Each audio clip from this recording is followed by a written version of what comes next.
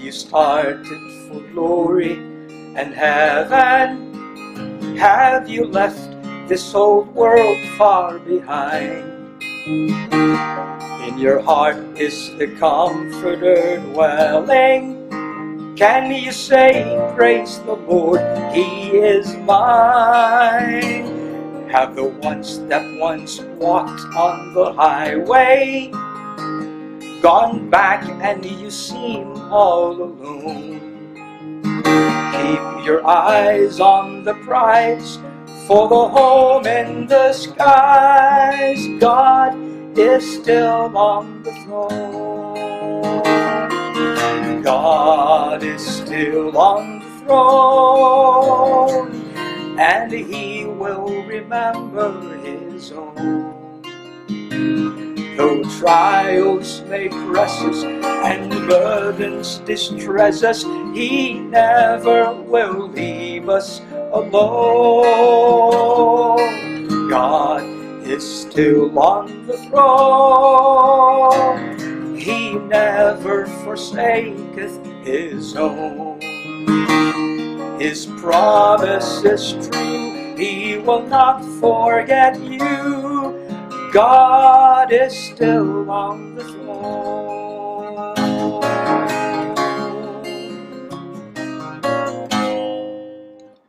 Burdened soul, is your heart growing weary with the toil and the heat of the day?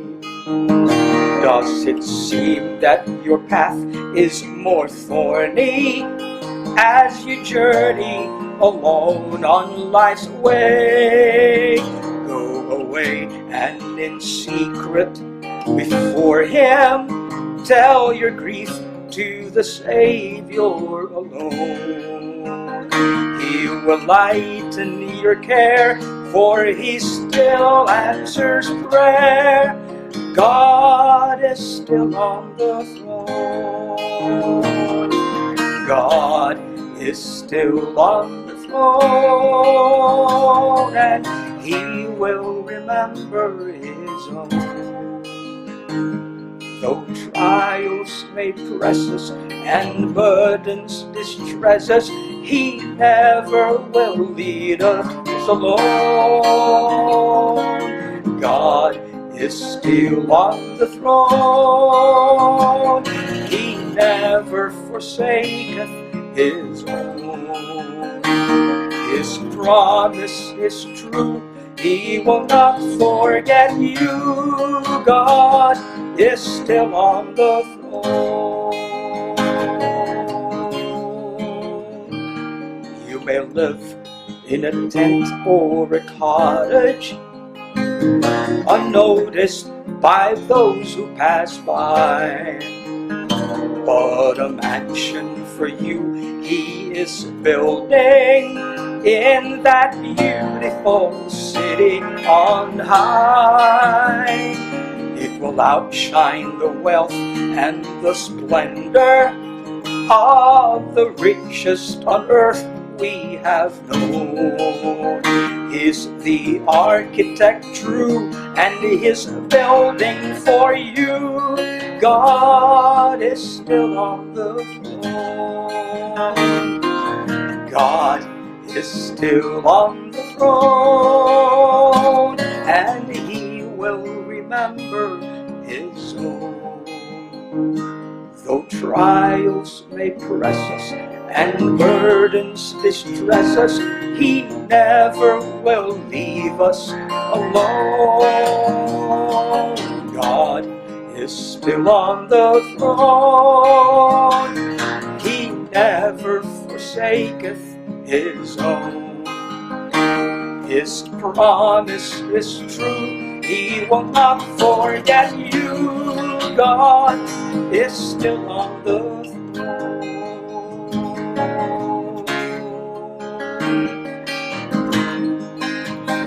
He is coming again is the promise to disciples when He went away. In like manner as He has gone from you, you will see him returning someday.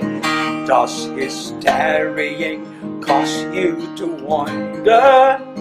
Does it seem he's forgotten his own? His promise is true, he is coming for you. God is still on the throne.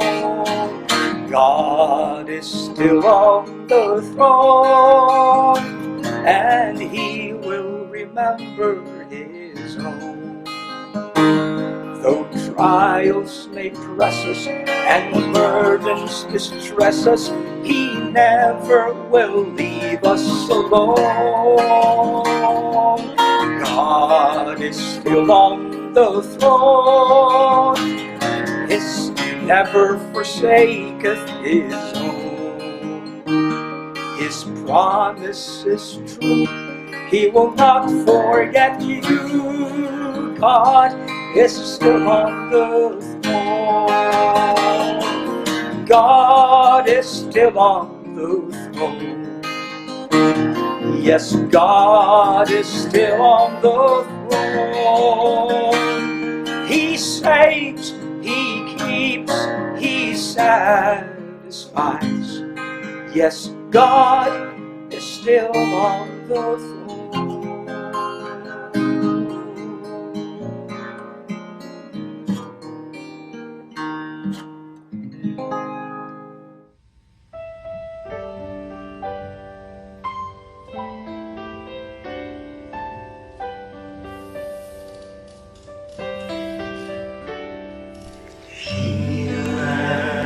The splendor of heaven,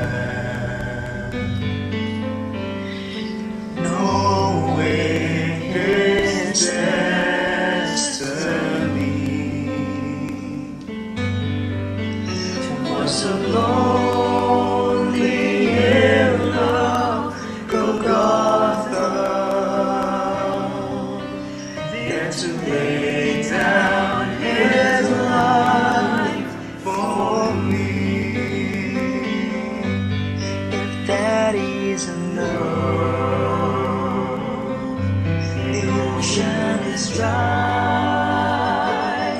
there are no stars in the sky, and the sparrow can fly. If that isn't love, then heaven's a man. There's no feeling like this. If that isn't love, even death he remembered. The thief hanging by his side, he spoke with love and compassion. Then he took him to paradise. If that isn't love, the ocean is dry, there are no stars in the sky, and the sparrow can fly. If that isn't love, then heaven's a man. There's no feeling like this. If that isn't love, if that isn't love, the ocean is dry, there are no stars in the sky, and the sparrow can fly. If that isn't love, then heaven's a man. There's no feeling like this. If that isn't love, that isn't love. The ocean is dry, there are stars in the sky, and the sparrow can fly. That isn't love. Then heaven someday, there's no feeling like this. If that isn't love, if that isn't love, if that isn't love.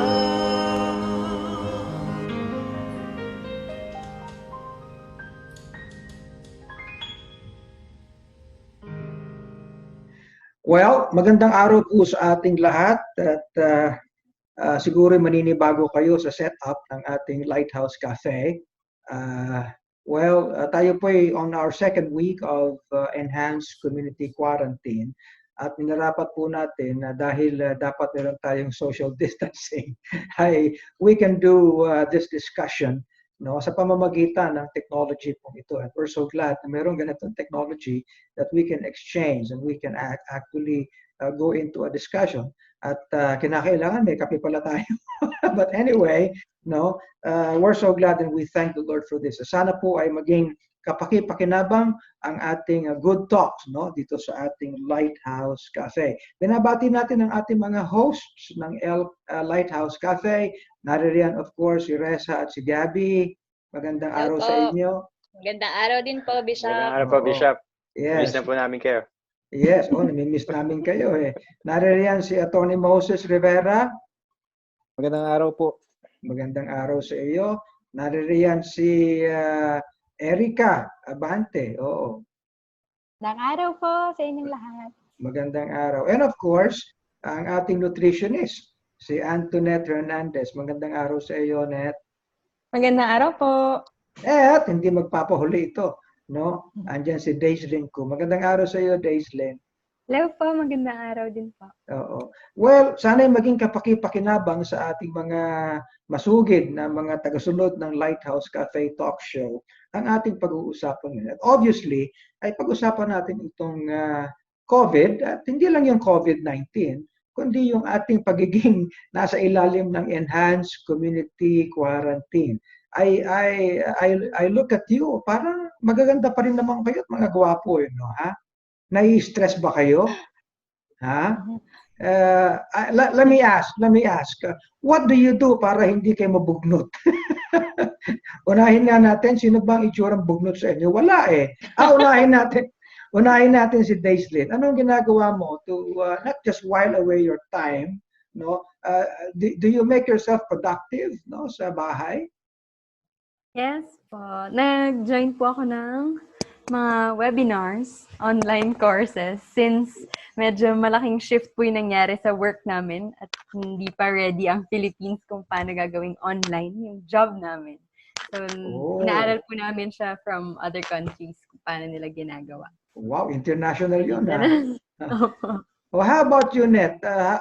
How are you doing sa iyong pagiging quarantine?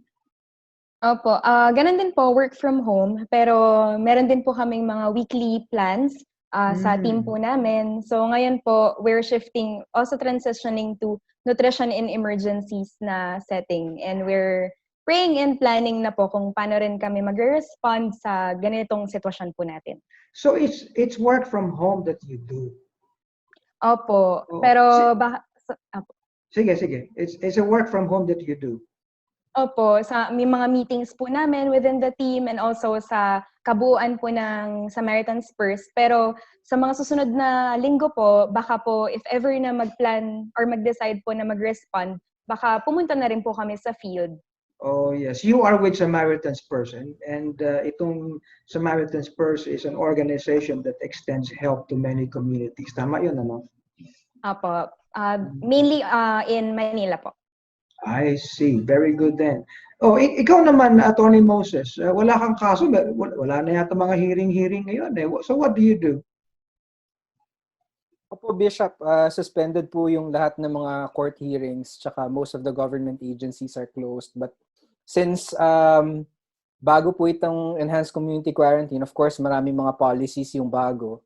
And marami sa mga corporate clients po who are also employers and businesses themselves, may mga katanungan. For example, paano yung kanilang mga workers, paano yung mga leave ng kanilang mga workers, how do we pay them, and of course, how do we pay our creditors, yung mga ganun mga bagay. So, ongoing pa rin po ang mga meetings, and of course, yung mga deadline, parang na-push back lang naman po siya. But we're also working. And gaya nung Canadaislin, medyo nahihirapan din po kami to adjust since most of the files would be physically stored sa offices, and so mahirap siyang i-access during this time. So you can say that however na nasa mga tahanan tayo, your services continue. Yes po, Pastor. That's good. O ikaw naman, Erica, how is your time na naka-quarantine?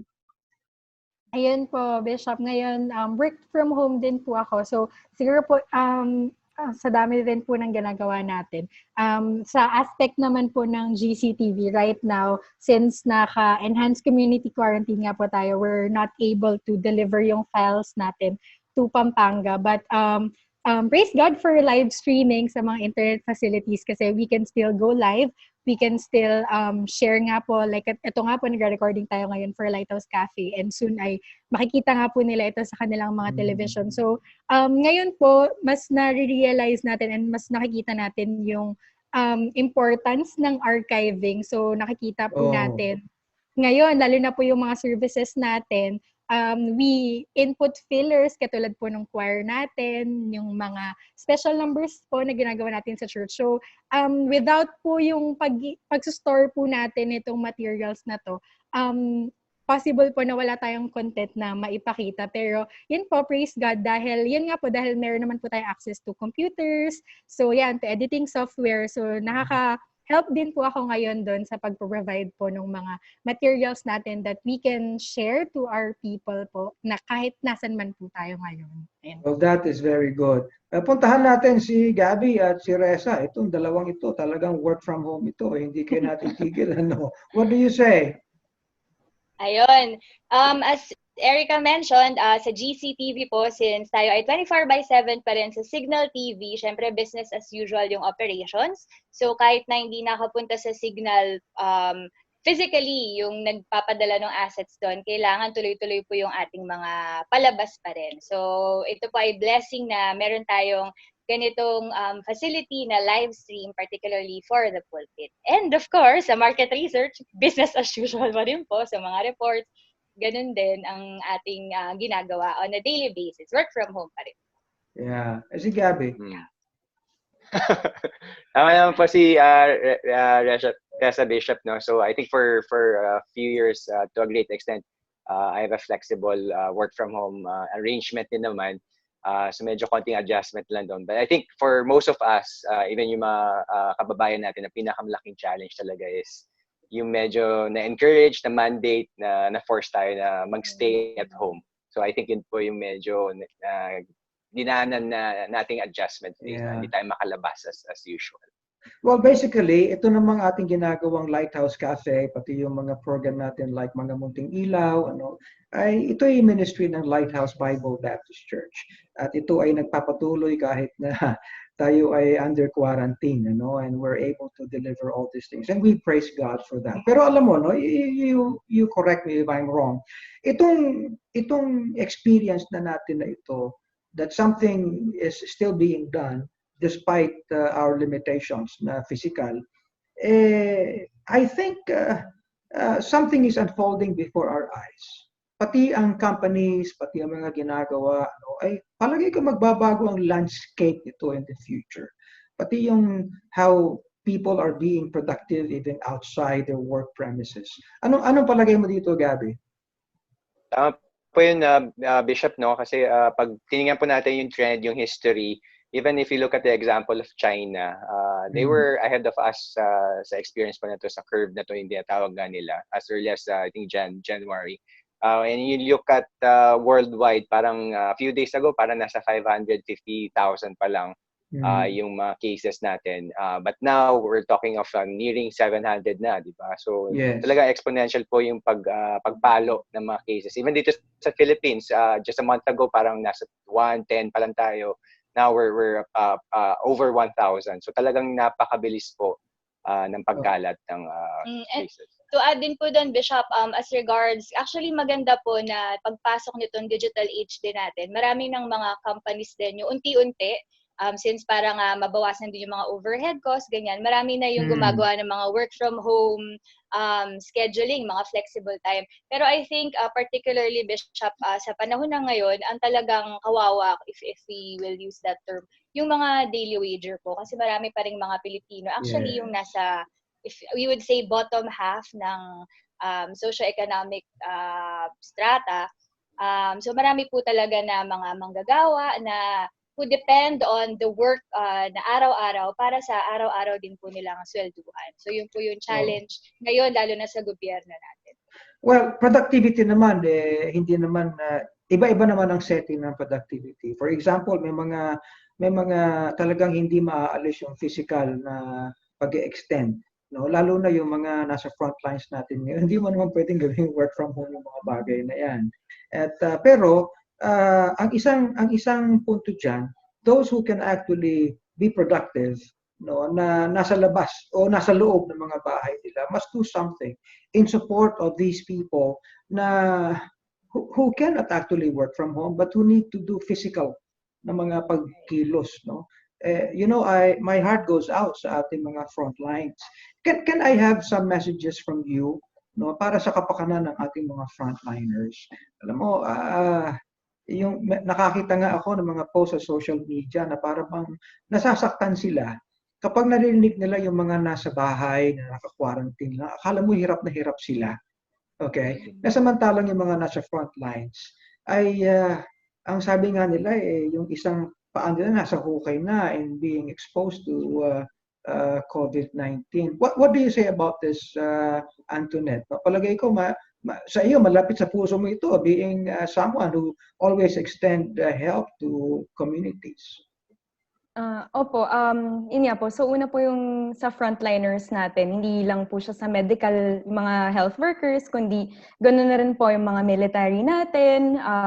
Yun, even yun po yung sa mga supermarkets, yan, mga considered natin sila as frontliners. And definitely, itong mga bagay natin, hindi po natin siya naisip before. Parang minsan, naisip natin na yung mga sarili nating mga jobs ay, yun, kumbaga, okay lang, ganyan. Pero nakikita natin ngayon yung level of sacrifice na ginagawa po nila. And it's a blessing para po sa atin, or sa akin po, na napapanalangin natin sila, napapanalangin ko po sila. At kasi before, hindi naman po yun pumapasok sa isip ko nung bago po itong situation na to. So, yun po, siguro hindi man ako nagtatrabaho sa hospital or sa mga setting nila ngayon, pero napakalaking bagay na yun nga po, na nakapagbigay tayo ng encouragement sa kanila at ma-appreciate natin sila. And I remember din po, yun.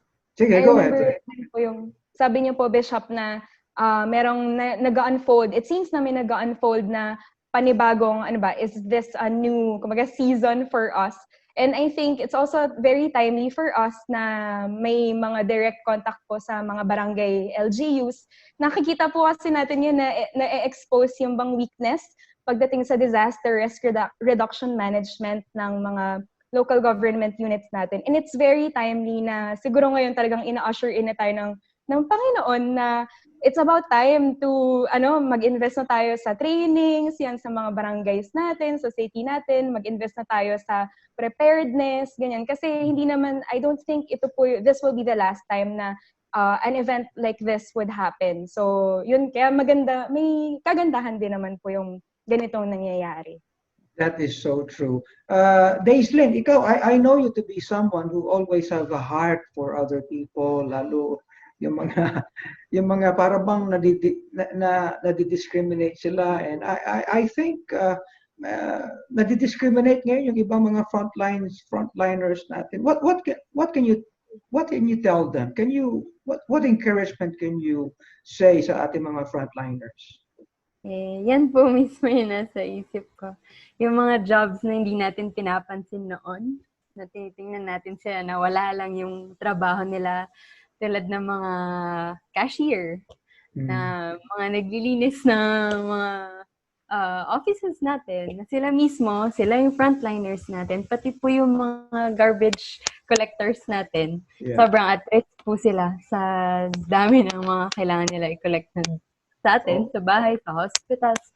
Pero thank you po sa kanila, thank you po sa inyo na patuloy pong nagsasacrifice at tumutulong para sa buong bansa na para maging maayos araw-araw po. That's so good. Thank you. Ikaw, Erica, what message can you give sa mga frontliners natin?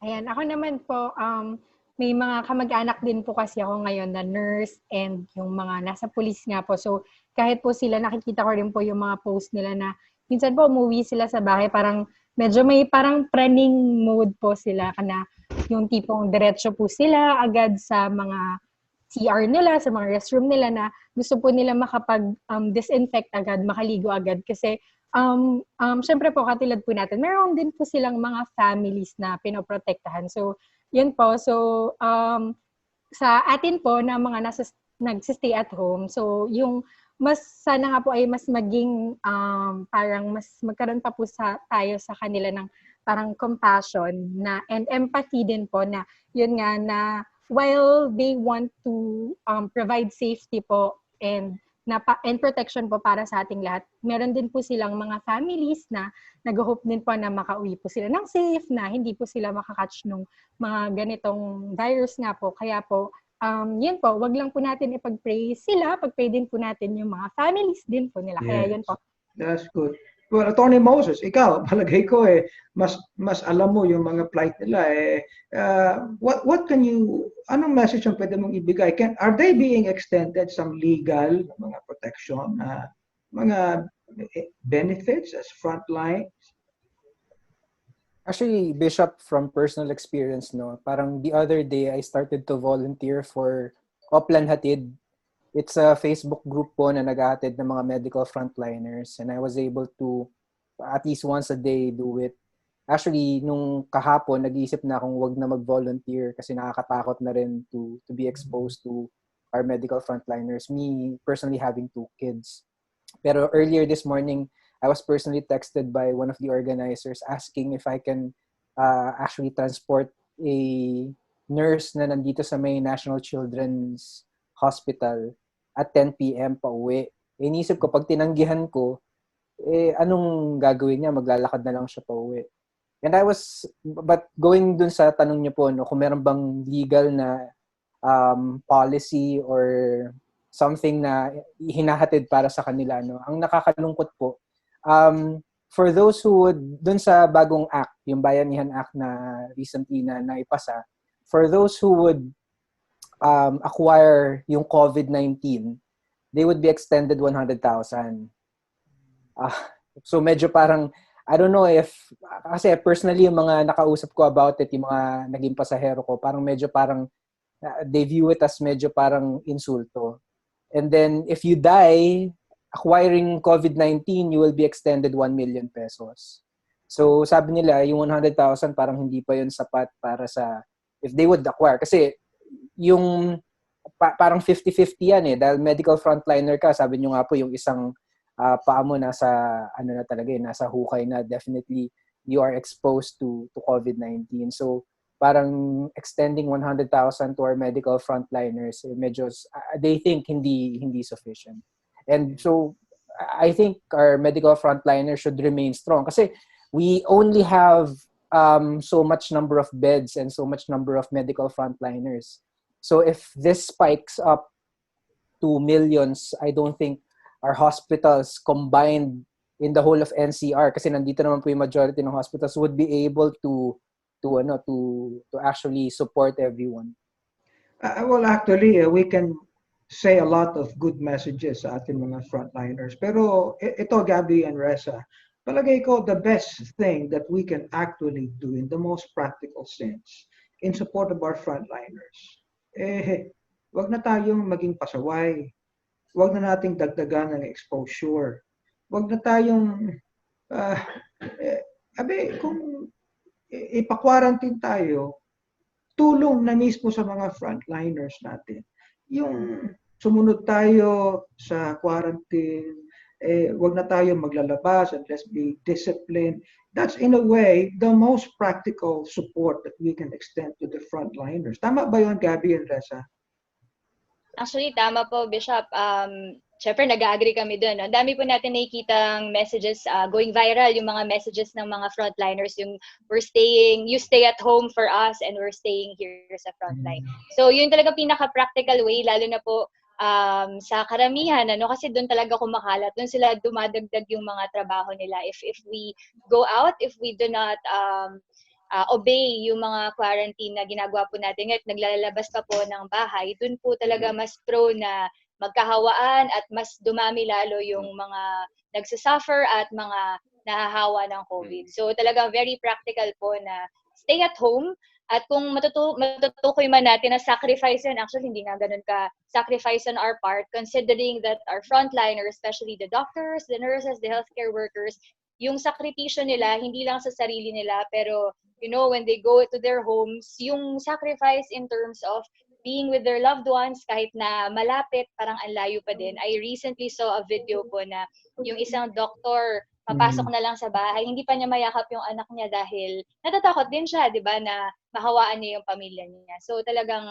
nakakaawa man po at but on our part, yun ang sakripisyo natin, to stay at home and to obey yung natin ng ECQ. And it's yes, Gabby, please go. Bishop, I was just about to add na it's a small sacrifice na mentioned nga kanina ni Reza. Ako personally, I can relate kami ni Reza because we have a son. My dad's also a military officer. My mom's a nurse, and marami din tayong relatives na doctors and nurses. They're fighting the war for us, and in as much as gusto nating makatulong, actually we stay put. That's the biggest help that we can give kasi let's not be a liability dito sa gerang nangyayaring ito. And I think may ibang na-mention na ni Attorney Moses. Yung iba naman po is also to partner with institutions and health institutions and all that to donate in kind or in cash do sa mga pangangailangan po ng sector natin ng health. Healthcare tsaka ng military. So well noted, Jan. So we all agree that the most practical support that we can extend to frontliners, huwag na tayong lumabas. Just keep everyone in the house. At huwag na natin idagdag yung, tama yun, Gabi, yung maging liability pa tayo, no? Lalo sa ating mga communities, no? Yung mga urban poor areas, ang hirap talagang i-contain ang mga tao sa mga bahay nila. And I remember, no? Hindi lang in terms of this, kundi yung extend to them, no? Hindi lang yung pag-empathize, to give messages to them. And by the way, merong isang programa, Daystream, hindi ba yun yung mga bata, gumagawa sila ng mga parang greetings at mga thank you cards. Do you know something about this? Yes po. Pero actually, kahit hindi po mga kids ay pwede pong magbigay, gumawa ng letters para sa ating frontliners and sa patients mismo for them na mas parang makatulong man lang sa nararamdaman nila, sa sakit nila ngayon, just for them to feel better. Yan. Marami pong mga bata lumalabas sa Facebook po, gumagawa po sila for you, patients and frontliners. Sana makita niyo po. So, may balak pa po gumawa. Pwede po kayo, i-send niyo po. Yes, yung munting ilaw din po. Oh, that's good. So, ako yung nagpapasalamat din sapagkat yung ating The Great Lighthouse Foundation extends ourselves at partner natin ang Philippine Medical Association. We have actually guested si Dr. Jose Santiago, yung presidente ng Philippine Medical Association. I'm so glad for this na partner natin sila. And tama yung sinasabi ni Moses, we extend ourselves in partnership with PMA and kung saan tayo makakatulong. Well, thank God for that, no? So, ang dami natin na pag-uusapan, ano? At sana ay nakatutulong ito sa ating mga kababayan into sending out all these, kung paano tayo makakatulong. Now, pag-usapan naman natin yung ating mga, what do you do so that hindi lang kayo lumalabas, but what do you do para you are equipped in combating, no, itong COVID-19 na ito? Of course, alam natin, ang sabi, erase yung immune system at maging hygienic tayo, maging malinis tayo sa ating mga katawan at huwag tayong alamin natin kung ano yung nakakontribute sa exposure and everything. What can you say about this for the sake of our viewers, no? Syempre, kinakailangan alam yung kinakain na tama, no? Alam yung tungkol sa mga vitamins. Para sa iyo, Miss Nutritionist, no? Ano ang unang-unang dapat na i-take ng tao para by ourselves mismo, no? Ay meron tayong something within us that combats itong COVID-19. Ayan, so tama nga po yung sabi niyo na kailangan i-equip natin yung sarili natin para ma-fight off itong mga, yung virus, yung COVID disease na virus. So, ang ating katawan po actually, hindi po siya nagpo-produce ng vitamin C. Kaya kailangan talaga na na-access natin yung vitamin C mula sa natural sources like yung ating mga fruits, vegetables, mga green leafy vegetables, citrus fruits, ito yung mga natural sources po ng vitamin C. But also, we can now take na yung mga supplements po. So, like ascorbic acid or sodium ascorbate.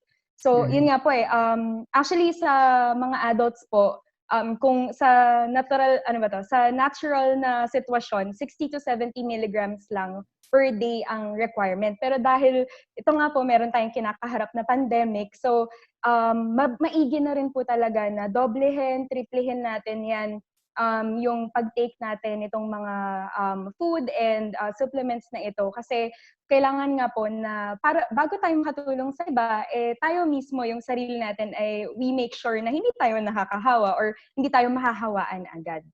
Ang target natin hindi sobrang busog, kundi sobrang equipped para labanan ang... Meron bang na-overdose sa vitamin C? Sa toxicity level po, hindi naman po. Masyado naman mataas yung toxicity level na kung tutuusin. So, hindi naman po siya yung achievable na kayang-kayang i-achieve ng tao kapag nag-overdose siya ng vitamin. So, ayos lang po. Although, yun nga po, a word of warning lang din po for those na may history na kung stone former ka, like kidney stones, kung may history ka or yung family mo na yun, may ganun ka na sitwasyon, kalalagayan, it's better also to be careful sa pag-take mo ng vitamin C. So, kasi po, maaari ding makakontribute yung vitamin C sa pag-form ng mga oxalates or mga stones natin sa katawan. Parang so, yung reflux din, di ba? Opo, ayan. Good thing po na na-mention ninyo yung mga yung mga nag-aalala po na naku baka mga yung tiyan ko or baka yun nga po yung mag-acid reflux ako. Meron naman po tayong mga products like sodium ascorbate na nakapackage siya in such a way na hindi naman po maa-aggravate yung acidity ng tiyan natin or ng digestive system natin. So, better na mag-ask din po tayo kung meron tayong doctor or pharmacist na kilala. Pero definitely, meron pong produkto na para po sa inyo, sa sitwasyon ninyo, for us to be equipped in combating this disease. But I will ask you, what are the most essential na mga bagay? Like, isa ang vitamin C. Ano pa? Opo, vitamin C, vitamin A, vitamin E, and actually pati po zinc. Ayan, so nakikita po natin na nakakatulong din yan sa pag-combat pag-raise ng immune system or yung bang, meron po kasi tayong first line of defense ng ating katawan at yun po yung respiratory tract natin, yung digestive tract. So itong mga vitamins and minerals na to, pinapatibay po nila itong first line of defense natin. Kumbaga yung mga unang sundalo ng ating katawan. So yun po. Also, na rin po, kasama na rin po dyan yung less stress. Yan po yung sana po, of course ngayon na naka-work from home yung karamihan, hindi naman tayo magpakapuyat, ganyan. So talagang take as much rest as we can, water. Kasi kasama rin po ito, lahat po to, it's an interplay of vitamins, minerals, and everything that you do with your body para maging ma-overcome natin tong coronavirus na to. Ayan, mga viewers natin, narinig niyo yung mga essentials natin, vitamin C, A, B, D, zinc, no? Zinc, Oo, yan ang mga mahahalaga sa atin. At hindi yung yung sobrang busog, kundi yung sobrang immune, mataas yung ating immune system. Natatawa ako rin sa isang post, pambihira, pinapagalitan yung anak, sabing ganyan, pambihira ka, yung binili natin, nakakainin ng 2 linggo, kinain mo ng 2 araw. Opo, kasi baka naman po, after po nito, wala nga po tayong COVID, naman tayo, naging overweight or obese naman tayo. So, hindi rin po yun maganda. But anyway, alam niyo, ang ganda ng usapan natin, napakabilis ng usapan natin. But I'd like to ask each and every one of you, we bring this to close, but say a message to all viewers that we have, on how we should take this being in quarantine, whatever you want to say, so that in terms of being productive, in terms of extending yourselves to ating mga frontliners, even spiritually, say something sa ating mga viewers. Unahin natin si Atty. Moses. Thank you po, Bishop. Ako po siguro, I would like to share yung sinasabi po dun sa Philippians chapter 2, verse 4, kung saan sinasabi po na wag lang natin tingnan yung ating mga sariling concern, but also the concern of others. And in this time that we are actually in community quarantine, while we may be separated, at may social distancing, I think the most we can do is to do this by appreciating that we do this because we have concern for others. And of course, that's also our support to the government, to our frontliners, to everybody who is working hard in order to actually flatten the curve. So, yun po siguro yung na parang mas maging, while we are restricted in our own homes, let's be aware, let's stop sharing mga fake news, but rather let's be an encouragement to each and every one. Naalala ko po yung sinasabi nyo pagka meron tayong mga coming together each and every day na tayo ay magpanalanginan, tayo ay maging encouragement sa ating mga kapitbahay, sa ating mga kapatid, sa mga kamag-anak natin kahit na tayo ay socially distant. We have the technology, we have the means to do that, and let's be an encouragement to each and everyone during these times. That's correct. Erica, ikaw, what can you say to our viewers right now? Ayan po, isa na po yung nabanggit po ni Attorney Mo na daily nga po ay nagkakaroon po tayo ng coming together dito sa Lighthouse. So, syempre po, we also thank our Bishop Rio Ben Abante na patuloy po na lagi niya nga po sinasabi na we do not stop to be at church and we do not cease to be at church kung hindi tayo nag-meet physically. So sa ating mga viewers po, mapapanood nyo nga po kami sa GCTV and even sa Facebook, sa YouTube, and sa Lighthouse Spectrum mobile app. Yung daily coming together po namin. So ako po personally, instead of kasi nga po madalas repetitive na po yung mga pinapost natin na updates tungkol sa COVID. So parang naisip ko po na dahil nga po daily nagkakaroon tayo ng mga singing bago po yung parang pinaka-preaching po ni Bishop. So naisip ko na gawin tong post. So I post a song each day na para once in a while po makikita nila na aside sa mga nangyayari na kinakaharap po natin ngayon, may mga nakalagay po doon na Jesus is always there or He is able to carry us through, and through these trials, through the storm, ang Panginoon po ay laging nandyan po na, and whatever we go through, His Word can be our comfort and our joy. So yun po, sana po sa mga nanonood po ay makasama po namin kayo araw-araw. Ayan po. Thank you po. That's good. Back to you, Daislin. Ikaw naman, what can you say?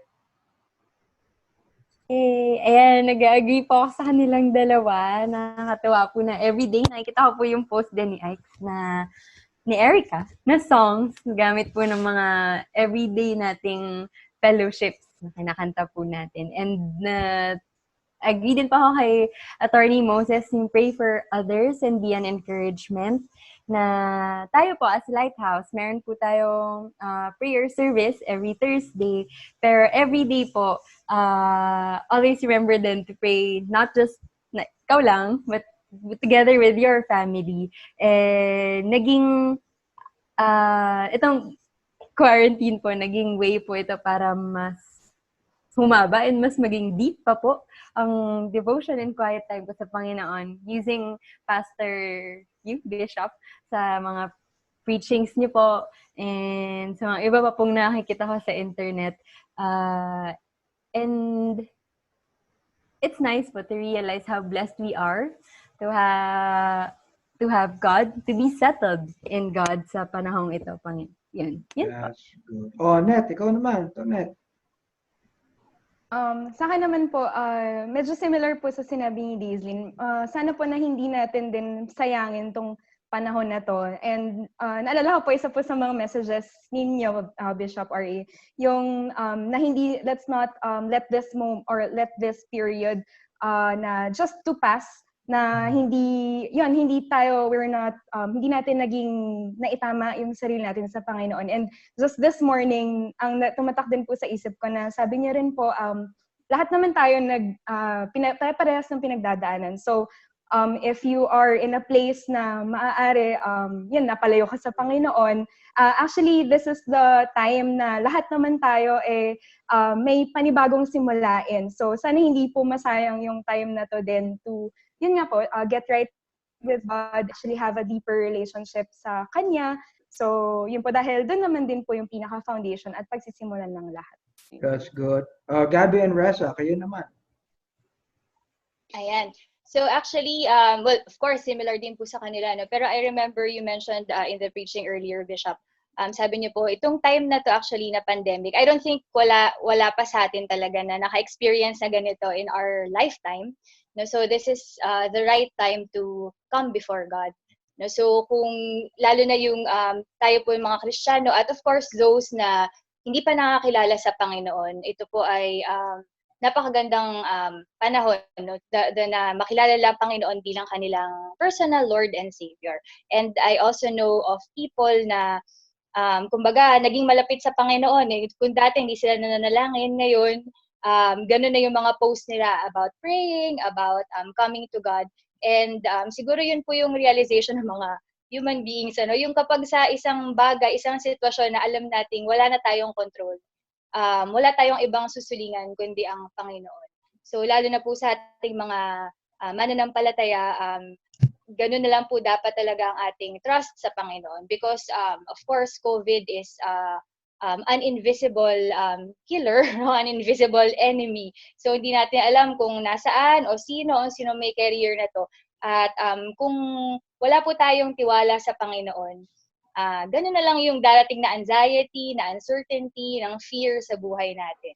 Yun. So sa lahat po sa atin, may we use this moment, this time, so that we are in our homes with our families, to always come before God and to pray and to trust Him. Naalala ko rin po yung sabi niyo kanina, Bishop, na kapag nanalangin na tayo sa Panginoon, we leave it to God, diba? So, yung mga anxiety, actually, normal din yan, dumarating. Marami rin po ako kilala na dumadaan sa ganyan ngayon dahil nga very uncertain yung mga trabaho, uncertain sa kalusugan.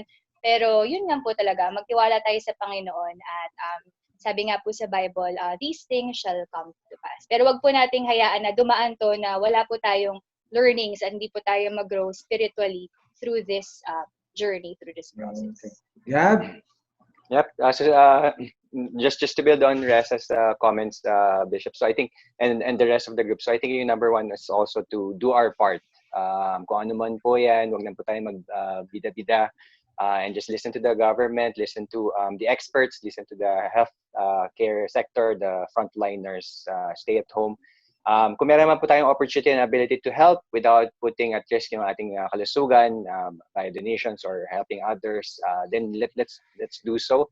I think importantly, a personal side din po, with this COVID experience, medyo nag-slow down po sa yung mundo ng lahat ng tao. And I think that's a good opportunity for us to reassess ano ba yung mga priorities natin, especially if it's temporal or yung mababaw.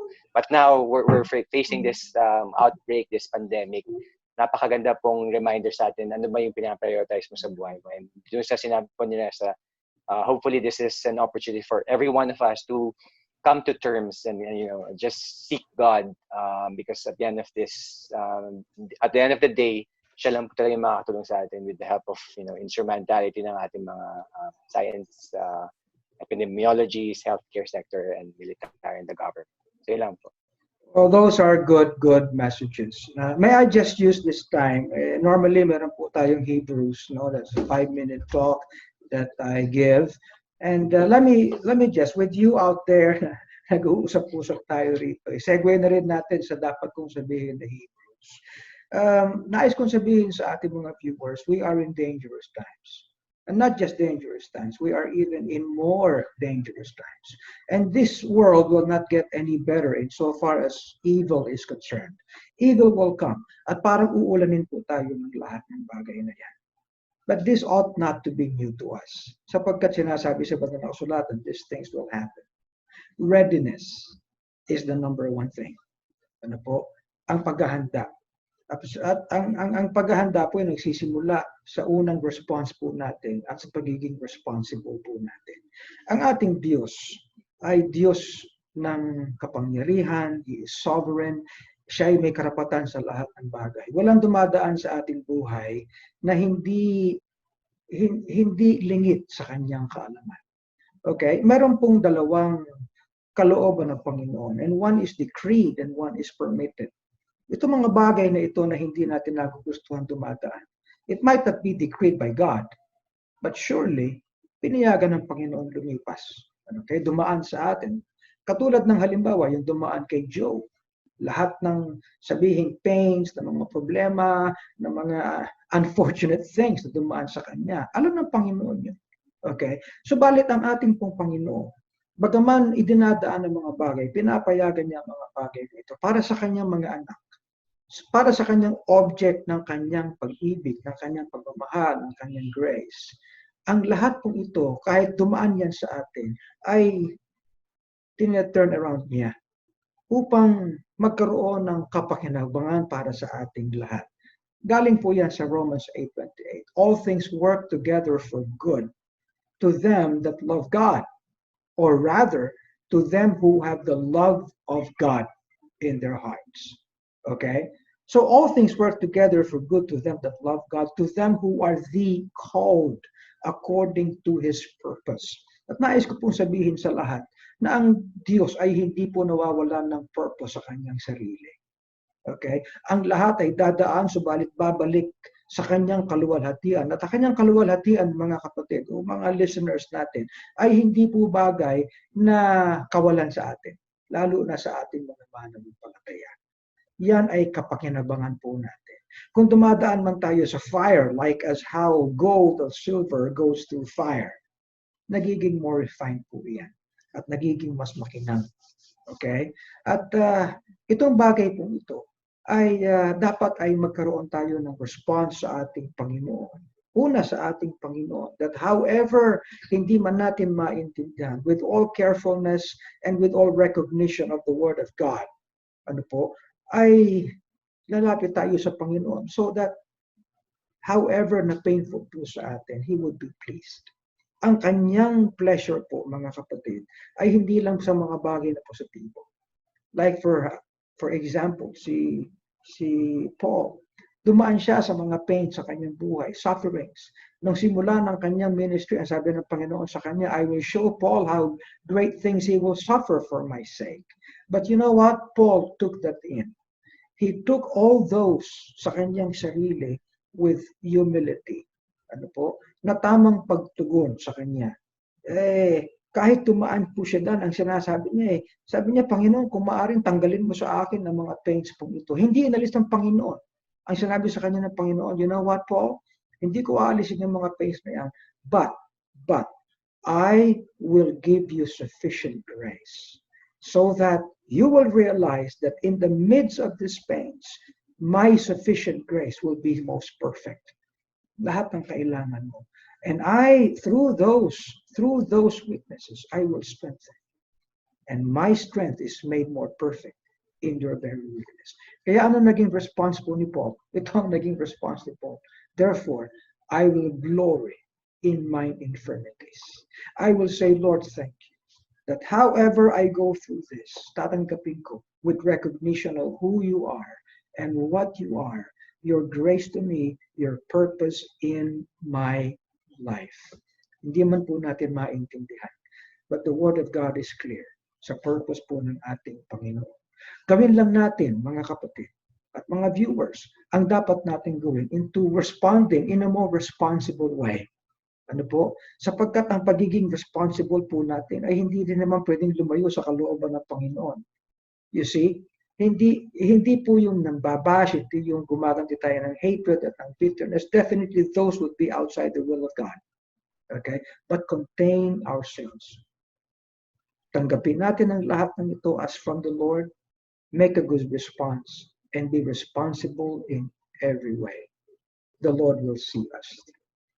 And with this, nagpapasalamat po tayo sa ating mga host na sana po yung naging kapaki-pakinabang ang ating diskusyon dito sa episode na ito o sa segment na ito ng ating Lighthouse Cafe. Thank you all so much. No? Andyan, of course, si Antoinette, si Daislyn, si Attorney Moses Rivera, si Erica, and of course, no, si Gabby at si Reza.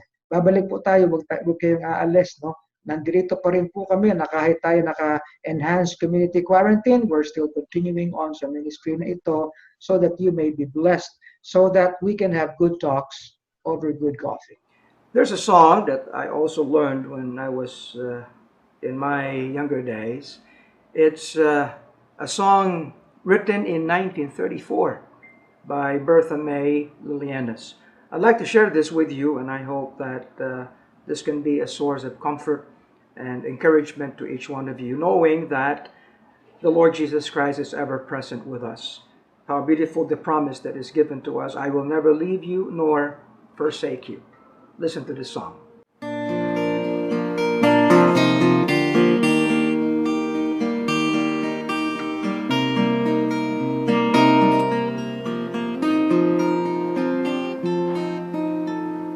Sometimes our skies are cloudy and dreary. Sometimes our hearts are burdened with care. But we may know whatever may befall us, Jesus is always there. Never a burden that he doth not carry, never a sorrow that he doth not share. Whether the days may be sunny or dreary, Jesus is always there.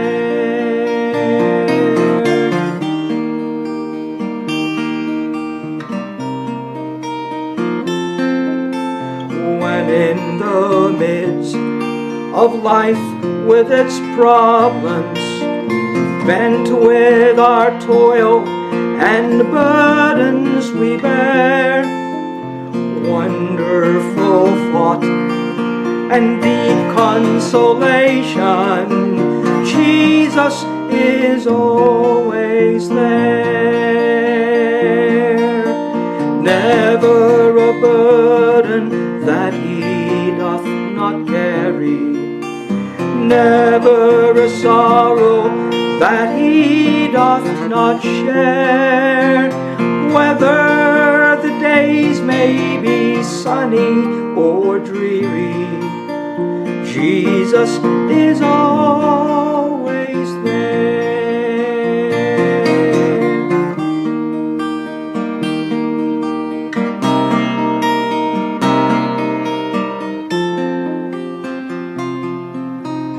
When we are walking through the green pastures, or over mountains rugged and bare, precious the thought and sweet the assurance, Jesus is always there.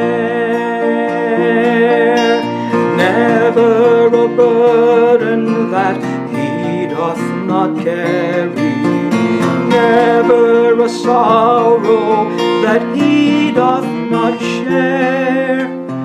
Whether the days may be sunny or dreary, Jesus is always there.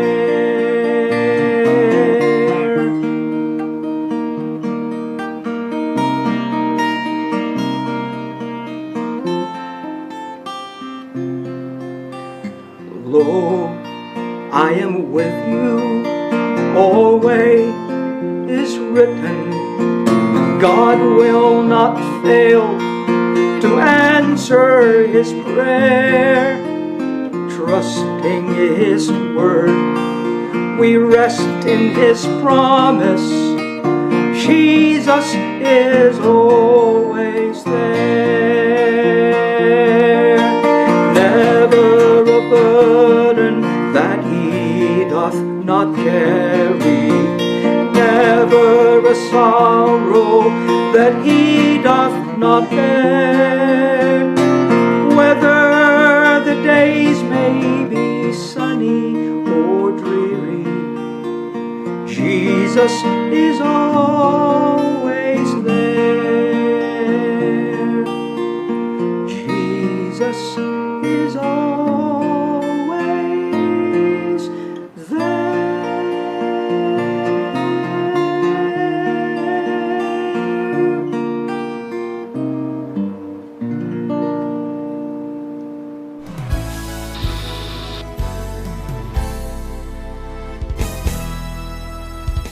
And so we bring to close another episode ng ating Lighthouse Cafe, and we thank you all for joining us sa episode pong ito. At well, see you again next week dito po sa ating Lighthouse Cafe, where Great talks happen.